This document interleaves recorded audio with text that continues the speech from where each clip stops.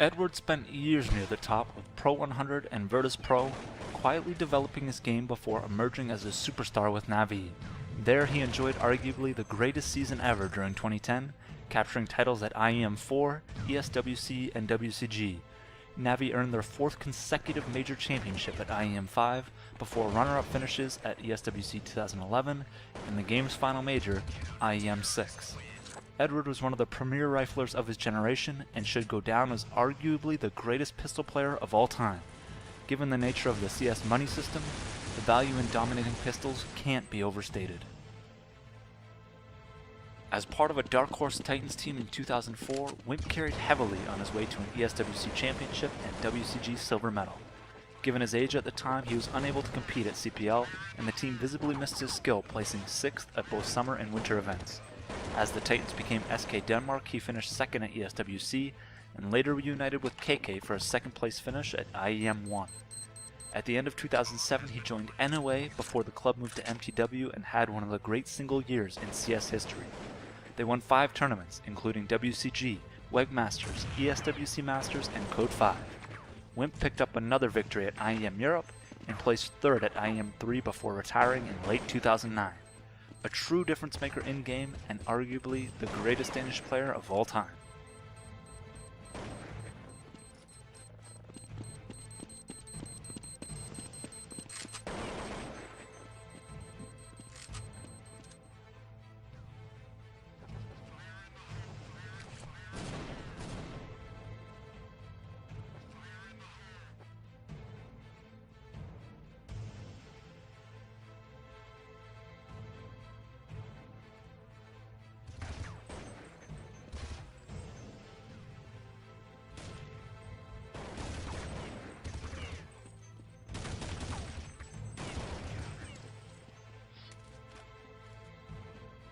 Kogu made a name for himself with G3X before making his way to MIBR and emerging as the face of Brazilian CS.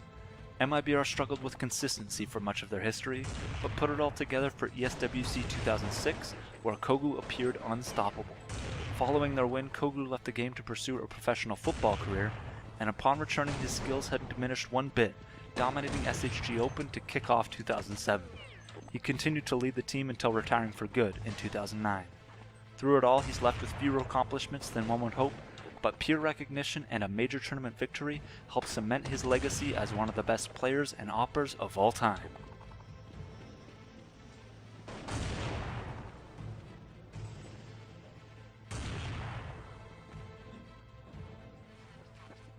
GetRight received his first big shot with SK in 2007, but didn't seem to fit with the team despite performing well.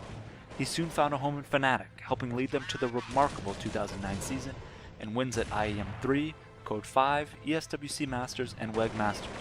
In 2011, he made the move back to SK and this time helped recapture their glory days, winning titles at DreamHack Summer, GameGoon, IEM New York, and ESWC. With an endless supply of jaw-dropping highlights, many will remember GetRight as one of the most insanely skilled fraggers we've seen, but joining a stable and experienced team in Fnatic gave him the tools necessary to develop into one of the greatest players ever.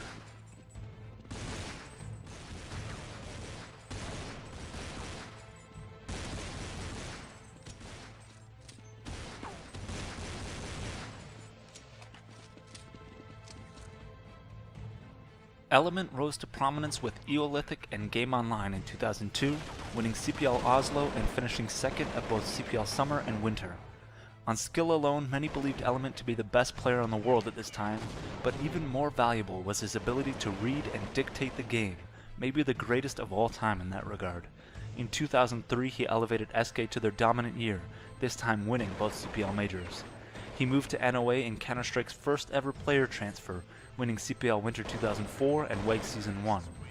Element earned his last major medal on MYM, a 2nd place finish at CPL Winter 2006. Finally, he helped lead Norway to a surprise 4th place finish at WCG 2008, rounding out one of the most illustrious careers of all time.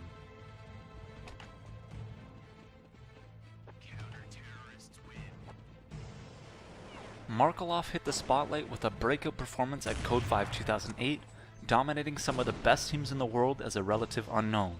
He continued pushing Ukrainian teams forward until everything clicked in 2010. Navi won IEM4, ESWC, and WCG, setting the record for team earnings in a year, and the only season comparable to SK's legendary 2003. Navi would remain an elite team going forward, winning IEM5 and finishing runner-up at ESWC 2011 and IEM6. From his breakout until the end, Markelov remained one of the most talented players in the world, often elevating the level of his play when facing more difficult opposition late in tournaments. He was our choice for best opper in CS history, but don't let that cloud the fact that his rifles were also star caliber. While he lands at number 5 on this list, there was resounding agreement that had CS lasted another few years, we'd be talking about a contender for the number 1 spot.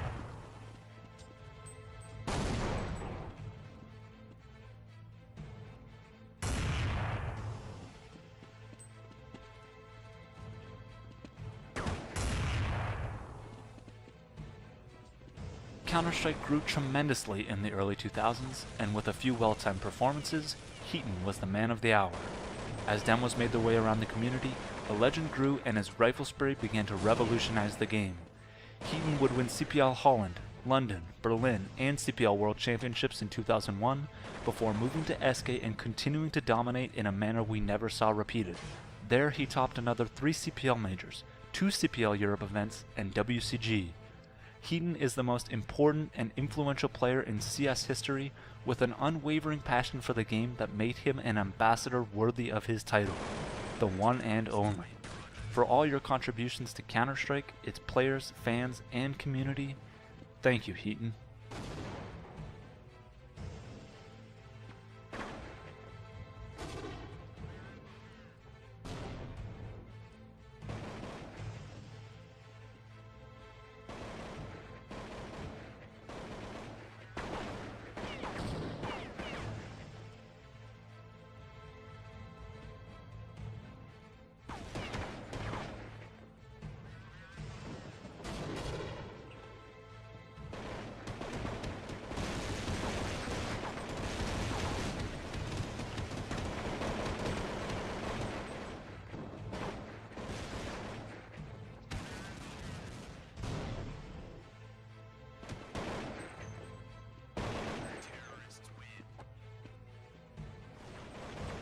At number 3 is the other half of the game's greatest duo.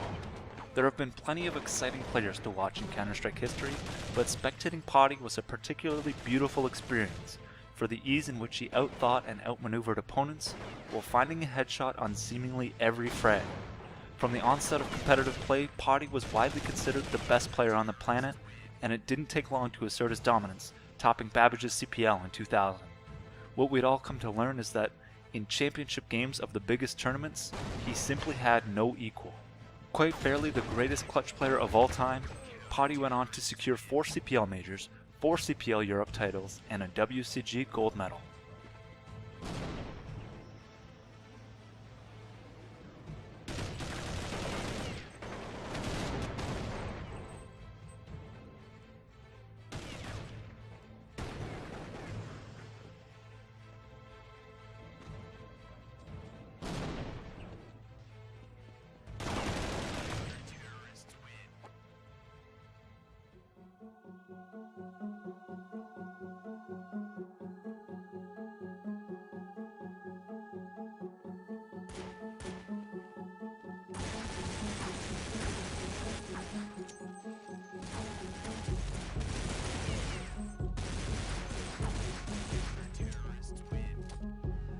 Forrest scored a surprise victory at WEG Season 2 in his very first international tournament, but with no HLTV for the event, it passed with little acclaim.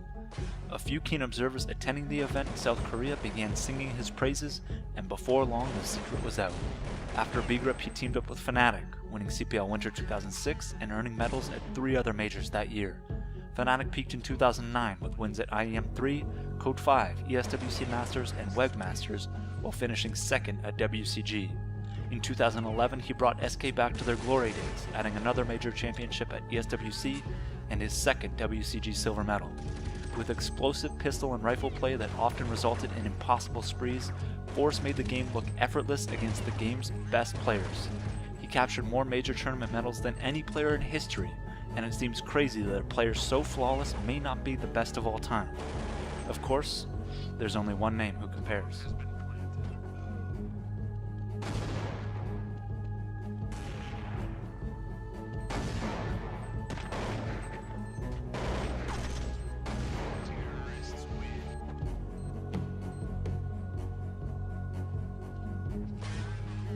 It should come as no surprise that Neo takes our #1 spot. He is, by all accounts, the perfect player. Arguably the greatest pistol and rifle player of all time. Renowned intelligence and clutch play, with some of the most advanced movement utilized by a professional. He's won more than any player in history apart from his teammates, and if there's any separation between he and Forrest, it's that he succeeded more with less talent around him. His career with Pentagram earned him a remarkable 7 major championship wins, topping ESWC twice, WCG 3 times, and IEM twice, including the final major in CS, IEM 6. Neo is the greatest player in Counter-Strike history, and here's just a small glimpse of an extraordinary career.